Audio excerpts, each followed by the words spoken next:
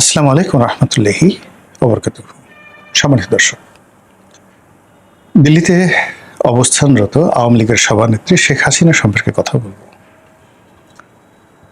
বিষয়টি আপনারা অনেকেই জানেন, অনেকে শুনেছেন, তবু বলছি।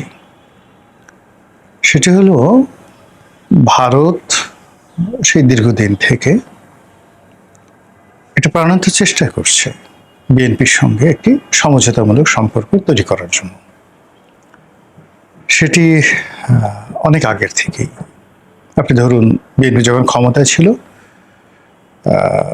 সেই দফাতে যখন টাটা বাংলাদেশে বিনিয়োগ করার জন্য সেই রতন টাটা চলে এসেছিলেন এবং বাংলাদেশ যখন ভারতে গ্যাস রপ্তানি করার ব্যাপারে নীতিগত সিদ্ধান্ত নিয়েছিল, ঠিক সেই সময় থেকে ভারতের সঙ্গে বিএনপির একটা ভালো সম্পর্ক তৈরি হওয়ার একটা পথ তৈরি হয়েছিল। এবং এখন যারা অনেকে ভারত বিরোধী কথাবার্তা বলেন, ঠিক সেই সময়টাতে তারা ভারতের পক্ষে কথা বলতেন। আপনাদের মনে আছে, বিনিয়োগ বোর্ডের সভাপতি ছিলেন এবং সরকারের জ্বালানি উপদেষ্টা ছিলেন আমার দেশের মজলুম সম্পাদক জনাব মাহমুদুর রহমান।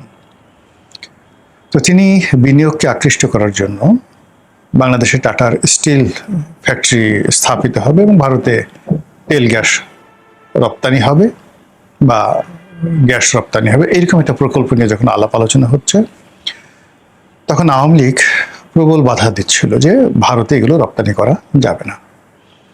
এবং আওয়ামী লীগের অনেকগুলো সফট পাওয়ার ছিল এবং এখনো আছে, যারা উপরে উপরে খুব সাধু,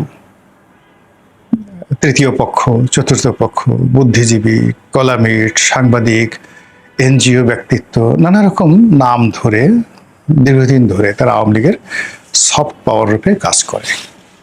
আবার কিছু ইন্টারন্যাশনাল সংগঠন রয়েছে যারা কখনো কখনো আমেরিকার পক্ষে, কখনো কখনো ভারতের পক্ষে, আবার কখনো কখনো যে তারা কাদের পক্ষে সেটাও বোঝা যায় না, এলোমেলো এলোমেলো আচরণ করে। তো সেই সময়টিতে বাংলাদেশের আলোচিত একটি এনজিও বা গবেষণা প্রতিষ্ঠান CPD, centre for policy dialogue, এবং এখানে একজন অর্থনীতিবিদ আছেন দেবপ্রিয় ভট্টাচার্য, মিস্টার ভট্টাচার্য। তো তিনি ওই সময়টাতে এই গ্যাস রপ্তানি এর বিরুদ্ধে প্রবল জনমত গড়ে তোলেন এবং নানাভাবে তিনি সেই ভারত বিরোধী বক্তব্য দিতে থাকেন। তখন জনাব মাহমুদুর রহমান তিনি এই দেবপ্রিয় ভট্টাচার্যকে কুলাঙ্গার বলে অভিহিত করেছিলেন। শুধু তাই নয়, এই যে দেবপ্রিয় ভট্টাচার্যের এই সকল কথাবার্তার কারণে স্বয়ং তিনি আদালতে উপস্থিত হয়ে দেবপ্রিয় ভট্টাচার্যের বিরুদ্ধে মামলা করেছিলেন। তো বোঝার চেষ্টা করুন যে এখন যারা ভারতের বিরুদ্ধে কথাবার্তা বলছেন, তাদের একেবারে শিরোমণি, পীরে কুতুব বা পীরে কামেল বা হজরতুল আল্লাম যদি বলেন, তাহলে জনাব মাহমুদুর রহমান। কিন্তু এটা ক্ষমতার বাইরে, রাজনীতির বাইরে, এটা তার ব্যক্তিগত অবস্থান। কিন্তু যখনই তিনি সরকারে ছিলেন, তার মতো মানুষ সরকারের পক্ষে কাজ করতে গিয়ে, ভারতের এই বিনিয়োগ আকৃষ্ট করতে গিয়ে এই কথাগুলো তাকে বলতে হয়েছে, করতে হয়েছে। তাহলে বোঝার চেষ্টা করুন তখন ভারতের সঙ্গে বিএনপির কেমন একটা সম্পর্ক ছিল। দ্বিতীয়ত, শেখ হাসিনা একাধিকবার বলেছেন যে 2001 সনে যখন বিএনপি ক্ষমতায় এলো, তিনি বলেছেন যে এই ক্ষমতা আমিও আসতে পারতাম। আমাকে প্রস্তাব দেওয়া হয়েছিল তেল গ্যাসের দেওয়ার জন্য, কিন্তু আমি রাজি হইনি। এই কারণে ভারত আমাকে বাদ দিয়ে বিএনপিকে ক্ষমতায় এনেছে। আবার বিএনপি যে সেই ক্ষমতায় থেকে চলে যাওয়ার পরে তাদের সাথে তাদের যে যোগাযোগ, এটা বন্ধ হয়নি। তার প্রমাণ হলো, যখন বেগম জিয়া বিরোধী দলীয় নেত্রী হিসাবে সম্ভবত 2009 বা 10 সনের দিকে তিনি ভারত ভ্রমণে গিয়েছিলেন, তাকে কিন্তু তখন সরকার প্রধানের বা রাষ্ট্রপ্রধানের প্রোটোকল ভারত দিয়েছিল। স্বয়ং প্রধানমন্ত্রী মনমোহন সিং সেখানে এসেছিল। তো এই হলো ভারতের সঙ্গে বাংলাদেশের সম্পর্ক, ভারতের সঙ্গে বিএনপির সম্পর্ক, ভারতের সঙ্গে আওয়ামী লীগের সম্পর্ক। যদিও আওয়ামী লীগের যারা নেতৃবৃন্দ রয়েছেন তারা ভারতে আছেন, কিন্তু আওয়ামী লীগ খুব ভালো করে জানে যে তাদের ক্ষমতাচ্যুতির পেছনে ভারতের একটা গ্রিন সিগন্যাল আছে। যদিও তারা ভারতে আশ্রয় লাভ করেছে। আমাদের মধ্যে ক্ষুদ্র ক্ষুদ্র মানুষ যারা খুব কম বুঝি, আমরা কিন্তু সেই 2012-13 সন থেকে বলে আসছি, কন্টিনিউয়াসলি বলে আসছি বহুবার টেলিভিশন টক শোতে, যে আগামীতে যে বিএনপি ক্ষমতায় আসবে, ভারতের গ্রিন সিগন্যালে আসবে এবং আওয়ামী লীগ ক্ষমতাচ্যুত হবে, ভারতের কারণে ক্ষমতাচ্যুত হবে এবং ভারত আওয়ামী লীগকে ক্ষমতাচ্যুত করে আবার শেখ হাসিনাকে তাদের দেশে আশ্রয় দিবে। তো বোঝার চেষ্টা করুন, 2024 সনের আগস্ট মাসেরও 10 বছর আগের থেকে এই বাংলাদেশে বসে আমরা এই কথাগুলো বলেছি। আমরা আরও বলেছি, অনেকে বলেছি কিনা আমি বলেছি, যে বঙ্গবন্ধু হত্যাকাণ্ডের সঙ্গে সরাসরি ভারতের সম্পৃক্ততা ছিল এবং ভারত জানতো। মানে সে কনস্পিরেসিটা অনুমোদন করছে কিনা জানি না, কিন্তু তার এটা জানা ছিল। তো এনিওয়ে, একটা অনেক কর্তৃত্বের অনেক শীর্ষ পর্যায়ের অবস্থা। তো এই ভারতের সাথে সত্যিকার অর্থে দরদাম করা, খেলাধুলার ক্ষেত্রে আওয়ামী লীগের যে সভানেত্রী, সে রীতিমতো পিএইচডি ডিগ্রি অর্জন করেছে। বাংলাদেশে তার মতো ভারত বিশেষজ্ঞ আর কেউ নেই। ভারতের কলকাতা, আসাম, ত্রিপুরা, এরপরে দিল্লি, গুজরাট, এরপর মাদ্রাস, মুম্বাই, প্রত্যেকটা এলাকাতে যে সকল রাজনীতিবিদ রয়েছেন, বরেণ্য রাজনীতিবিদ, যাদের ভারতের পার্লামেন্টে, সরকারে, রাজ্যে প্রচণ্ড ক্ষমতা রয়েছে, তাদের অনেকের সঙ্গে শেখ হাসিনার ব্যক্তিগত সম্পর্ক রয়েছে এবং তিনি সেটা গড়ে তুলেছেন।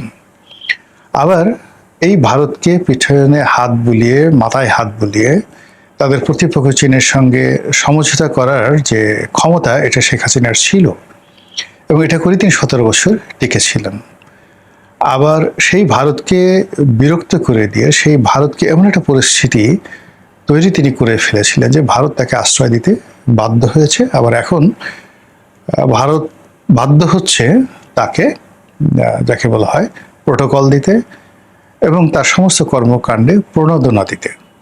এটা তারা বাধ্য করেছে এবং এই কাজগুলোর সঙ্গে যেমন তার শক্তি, সামর্থ্য, বুদ্ধি, প্রজ্ঞা, কৌশল সব কিছু আছে, তার সঙ্গে সঙ্গে আবার একটা বেপরোয়া সাহসও আছে, এতে কোনো সন্দেহ নেই। আপনাদের মনে আছে যে 2024 সনের নির্বাচনে জয়লাভ করার পরপরই তিনি ভারত গিয়েছিলেন, শেখ হাসিনা। সত্য মিথ্যা বলি আমি জানি না, কিন্তু সবাই, যেটা মোটামুটি ওপেন সিক্রেট হয়েছে, যে ওই সময়টাতে তিনি নরেন্দ্র মোদীকে একটু রীতিমতো খোঁটা দিয়েছিলেন একান্তভাবে। নরেন্দ্র মোদীর যে সংবর্ধনা অনুষ্ঠান, যে আপনি এত কম সিট পেলেন কেন, আপনি কিভাবে ইলেকশন করতে হয়, ইচ্ছা করলে তো আপনি আমার সাহায্য নিতে পারতেন। তো এই কথা শুনে নরেন্দ্র মোদী খুব বিরক্ত হয়েছিলেন। অনেকে বলছে যে না, এটা এই ধরনের কোনো কথাবার্তা হয়নি, কিন্তু বাস্তবতা হলো যে শেখ হাসিনার পক্ষে সম্ভব ফুট করে, টুস করে যে কোনো কথা যে কোনো লোকের মুখের উপরে বলে দেওয়ার, মানে একেবারে দুর্দান্ত ক্ষমতা তার রয়েছে। যাই হোক, এরপর তিনি সেখান থেকে ফিরে এলেন। এখন যে কথাটা নিয়ে আলোচনা করবো সেটা হলো সাম্প্রতিক সময় যেটি ভাইরাল হয়েছে। সেই বক্তব্যটা হলো, গত সেই ক্ষমতাচ্যুতির পর থেকেই ভারত প্রাণান্ত চেষ্টা করছে আওয়ামী লীগের নেতৃত্বে পরিবর্তন আনার জন্য। শেখ হাসিনাকে বাদ দিয়ে এখানে নতুন নেতৃত্ব প্রতিষ্ঠা করতে ভারত প্রাণান্ত চেষ্টা করছে এবং ভারত, ডক্টর মোহাম্মদ ইউনূস এবং অন্যান্য যে সকল দৃশ্যমান এবং অদৃশ্য শক্তি, তারা চেষ্টা করেছে, কিন্তু শেখ হাসিনার অনড় অবস্থান।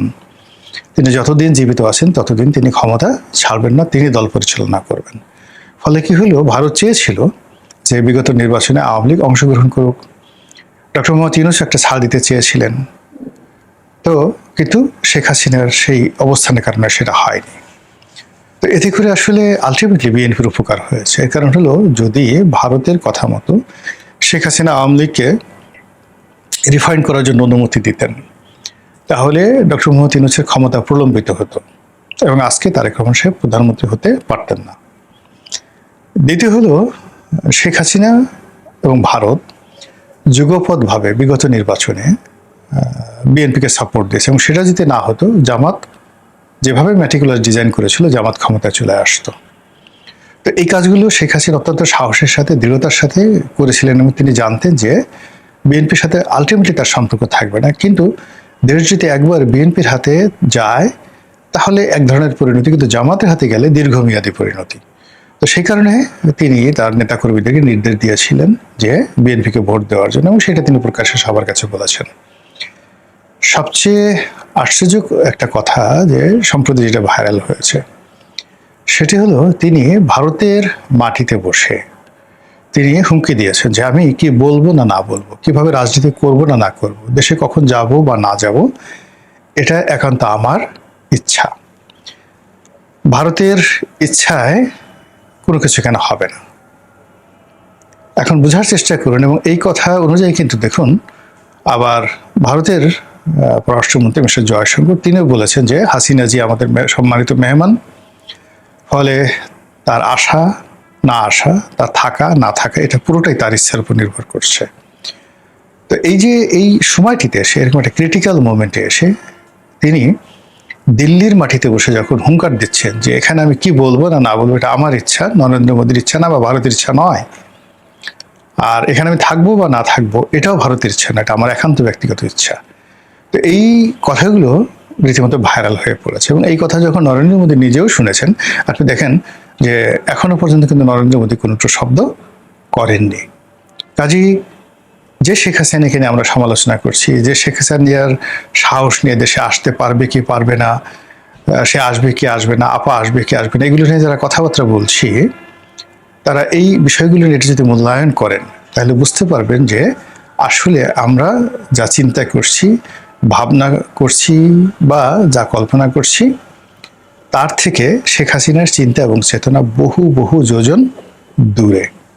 রহস্যময় চিন্তা তিনি করেন, রহস্যময় কর্মকাণ্ড করেন, এবং সারাটা জীবন একেবারে সেই শৈশব মানে কৈশোর থেকেই বেপরোয়া চালচলন করেন। তাকে বলা হয় ক্যাশ চাই ওম্যান। আমরা বাংলায় যেকে বলি বিলাই চোখের মেয়ে মানুষ, আঞ্চলিক ভাষায় বলা হয়। তো যে সকল মেয়েদের বা মহিলাদের ক্যাশ চাই থাকে, তাদের দৃঢ়তা, তাদের সাহস, তাদের শক্তি, স্বীকার করার ক্ষমতা, স্বীকার ধরার ক্ষমতা, প্রতিপক্ষকে ভয় দেখানোর ক্ষমতা কি অসাধারণ থাকে। যারা জানেন তারা এই ক্যাশ চায়ের যারা মহিলা, বা মানে পুরুষ নয় কিন্তু ক্যাশ চায়েরই মহিলা, এই তাদেরকে জমের মতো ভয় পান। এ কারণে প্রকৃতি তাদেরকে ওইভাবে তৈরি করে দিয়েছে। মহান আল্লাহ আমাদের সবাইকে হেদায়েত দান করুন এবং হেফাজত করুন। আসসালামু আলাইকুম ওয়া রাহমাতুল্লাহি ওয়া বারাকাতুহু।